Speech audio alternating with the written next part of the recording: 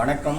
சிலம்பத்தில் உள்ள பல்வேறு வகையான சுத்து முறைகள், கால்மானம், அடி இப்படின்னு பல்வேறு வகையான பாடங்களை பார்த்துட்டு வரோம். அந்த வகையில் இன்றைக்கி நம்ம வெளி நான்கு அப்படின்ற கால்மானத்தை பார்க்க போகிறோம். அந்த கால்மானத்தில் வரக்கூடிய சுத்தையும் செய்ய போகிறோம். இதுவரையில் சிலம்பத்தில் எல்லாருமே உள் நான்கு அப்படின்ற பாடத்தை தான் பரவலாக எல்லாரும் செய்து வராங்க. இந்த கால்மானத்தில் வெளி நான்கில் யாராவது செய்திருந்தால் அதை எனக்கு தெரியப்படுத்தணும். நானும் சரி இந்தமாரி பாடலாம் மற்றவங்களுக்கும் தெரிஞ்சிருக்கு அப்படின்றத காட்டதான். அதுபோலவே உள்நான்கில் இது வரைக்கும் எல்லாரும் ஒரே இடத்துல நின்று தான் செய்கிறோம். உள்நான்கில் ஏறணும் இறங்கணும் இப்படின்னு எல்லா விதமான பாடமும் இருக்குது. தமிழகத்தில் உள்ள எல்லா மாணவர்களும் இது போன்ற பாடங்களை நன்கு பழகினீங்கன்னா நம்மளுடைய பாரம்பரிய கலை நன்கு உலக அளவில் பேரும் புகழும் படும். இந்த காணொலி எல்லாமே தற்காப்பு கலையை பயின்று வரக்கூடிய இளைஞர்கள், மாணவர்கள், வேறு கலைகளை பயின்று வரும் மேலாண்மை கலை, கராத்தே, குங்ஃபூ, டேக்வாண்டோ அப்படின்னு அவங்களுக்கும் இது பயனுள்ளதாக இருக்கும். அவர்கள் படித்து வரக்கூடிய பாடங்களை கூட இதை வச்சுக்கணும்னா இன்னும் பயனுள்ளதாக இருக்கும்.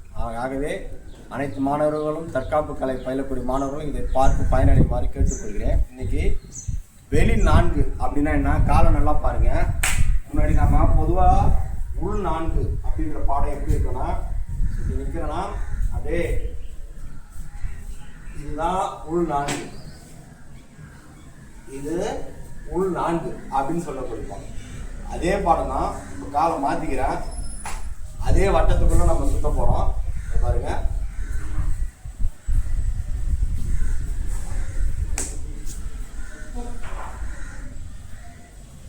வெளி நான்கு. இப்படியே காலை மாற்றுவதற்கு வெளி நான்கு அப்படின்னு பேர்.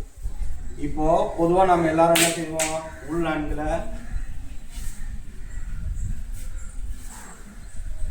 இப்படி இது போன்ற சுத்துக்களை பரவாயில்ல தமிழகத்தில் உள்ள அனைத்து ஆசான்களும் செய்வதை நீங்கள் பார்த்துருப்பீங்க.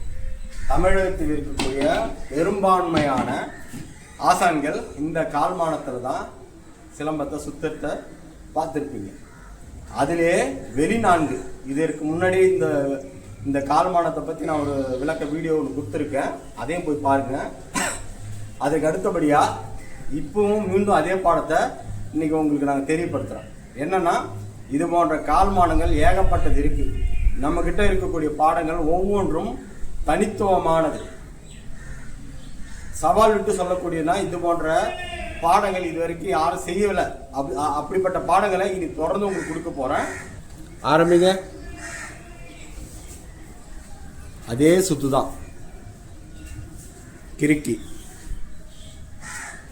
கிறுக்கி. அடுத்து போனா மண்டி மண்டி, அவ்வளோ எழுத்து வச்சு ஒரு பகுல், 2 பகுல், தலை இருப்பு உடா, மீண்டும் பழைய நிலைக்கு போயிடுங்க. இப்போ இந்த பாடத்தில் நம்ம பார்த்தது என்னன்னா, ஒரு திசைக்கு செய்யக்கூடிய கால்மானத்தை நம்ம பார்க்குறோம். இன்னைக்கு சிலம்பத்தில் மேலோட்டமாக படித்த பல பேர் நிறையா என்கிட்ட சொல்லுவாங்க, நாங்கள் 16 வீடு கட்டுவோம் அப்படின்ற மாதிரி சொல்லுவாங்க. 16 வீடு, 32 வீடு, 108 வீடுலாம் கிடையாதுங்க ஐயா. கால்மானம் 1, 2, 3, 4, 5, 6 இவ்வளோதான். இதை எத்தனை திசைக்கு வேணாலும் நம்ம செய்யலாம், எத்தனை முறை வேணாலும் செய்யலாம். இன்னைக்கு பெரும்பான்மையான பல்வேறு குழப்பத்துக்கு ஆளாகப்பட்டிருக்கிறாங்க. அப்படி இருக்குங்க இல்லையா.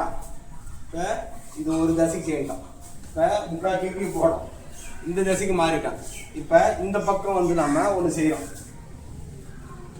அவ்வளோதான். இப்போ அடுத்த திசைக்கு போகிறோம், 3வது திசை, 3வது திசை. இது உள்நான்களை பற்றி சொல்லணும். 4வது திசை. அடுத்தது தொடங்கிய திசைக்கே வந்தோம். இவ்வளவுதான் பாடம். இப்போ இதை பெரும்பான்மையினர் என்ன சொல்றாங்கன்னா, இந்த திசைக்கு ஒரு 4 வீடு, 4 திசைக்கு 4 நாள் 16 வீடு நாங்கள் செய்கிறோம் அப்படின்றாங்க. அப்படின்னு பார்த்தோன்னா என்னுடைய மாணவர்கள் நிலுபம் சரி சலாம் சரி 4 செய்யுங்க செய்யுங்க. இங்கே ஒரு 4 கொடுத்தாரு, அடுத்த 4 தொடங்க, 4 4 8, அடுத்த திசைக்கு வந்தார் 12. இப்போ இந்த மாதிரி கணக்கு வச்சுக்கிட்டா எப்படி ஒரு சின்ன புள்ள தளமாக இருக்குமோ அந்த மாதிரி தான். கால்மானம் 4. காலை இழுத்து போட்டு நிற்கிறோன்னா அப்படி நிற்கிறோம், புரியுதுங்களா? இதுதான் கால்மானம் 4. இந்த 4ல் எத்தனை முறை வேணாலும் செய்யலாம். அதனால் இதை வச்சுட்டு 16 ஊடு 32 ஊடு 64 ஊடு இப்படின்ற கணக்கெல்லாம் கிடையாது. எங்கள் அப்பா எனக்கு சொல்லி கொடுத்ததெல்லாம் 4 திசைக்கு செய்யணும் அப்படின்றது தான் ரொம்ப சாதாரணமாக சொல்லி கொடுத்தாங்க.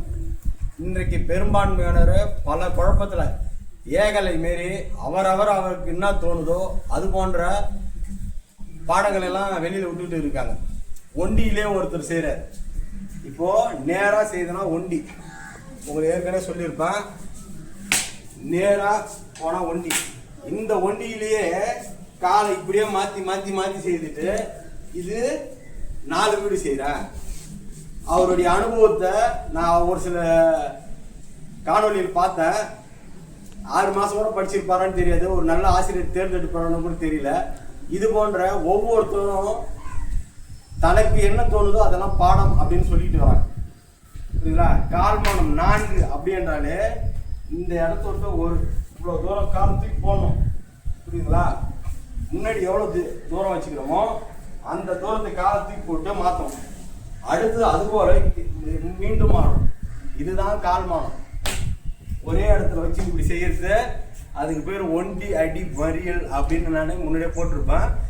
அந்த மாதிரி பல கால்மானங்கள் நான் கொடுத்துருப்பேன். மீண்டும் நம்ம வெளி 4 அது எப்படி திரும்புது, வெளி 4 சுத்து, இதெல்லாம் நாங்கள் சேலஞ்ச் பண்ண செய்யக்கூடிய ஒரு சில பாடம். இது போன்ற பாடங்கள் ஏதாவது ஒரு சிலம்ப ஆசான்களால் செய்திருந்தால் எனக்கு தெரியப்படுத்தவும்.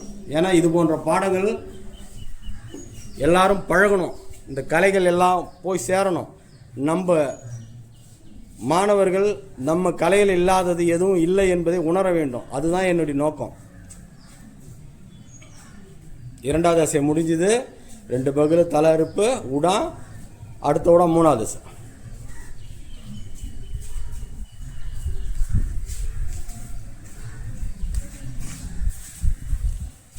கால்மானம் 4ல் வெளி 4ன்னு சொல்லக்கூடிய ஒரு பாடம். இதெல்லாம் எதிரி பாகத்தில் விளக்கினா தான் உங்களுக்கு புரியும். இப்பொழுது எல்லாமே நாம் ஒரு சுற்று முறைக்காக மட்டுமே செய்து கொண்டு இருக்கிறோம். அலங்கார சுற்றுன்னு சொல்லக்கூடிய இல்லை பாட வரிசைன்னு சொல்லக்கூடிய சுற்றுக்கு இது உதவும். அதை விடுத்து இதை எதிரி பாகமாக செய்யும்போது தான் இந்த கால்மானத்தை பயன்படுத்தி எதிரி எப்படியெல்லாம் தாக்கலாம், எப்படியெல்லாம் வீழ்த்தலாம் அப்படின்றது புரியும். தொடங்கிய திசைக்கே வந்துட்டாங்க அப்படிங்கிறது. இப்போது இதுவரையில் வெளி 4 அப்படின்ற கால்மானத்தை நம்ம பார்த்தோம். அந்த கால்மானம் ஏற்கனவே நம்மளோட காணொலியிலும் வரைய கொடுத்துருப்பேன். இப்போ மீண்டும் எது கொடுக்குறேன்னா, இன்றைக்கு பார்க்கக்கூடிய இளைஞர்கள் இது போன்ற கால்மானங்கள்லாம் தெரிந்து கொண்டு விளையாட வேண்டும் அப்படின்றது தான். நானும் பல்வேறு மேல்நாட்டு கலைகளுடைய வீடியோக்கெல்லாம் பார்க்குறேன். அவர்கள் செய்யக்கூடிய ஒரு சில வேகமான நுணுக்கமான பாடங்களுக்கு இது போன்ற கால்மானங்கள் தெரிந்தால் மட்டுமே நாம் அடியை காலி பண்ண முடியும். காலி பண்ணிவிட்டு நம்ம மீண்டும் தாக்குதல் செய்ய முடியும். இந்த பாடங்களை நல்லா பயிற்சி பண்ணுங்கள். இதுபோல் வேறொரு பாடத்தோடு அடுத்த வகுப்பில் சந்திக்கிறேன். நன்றி, வணக்கம்.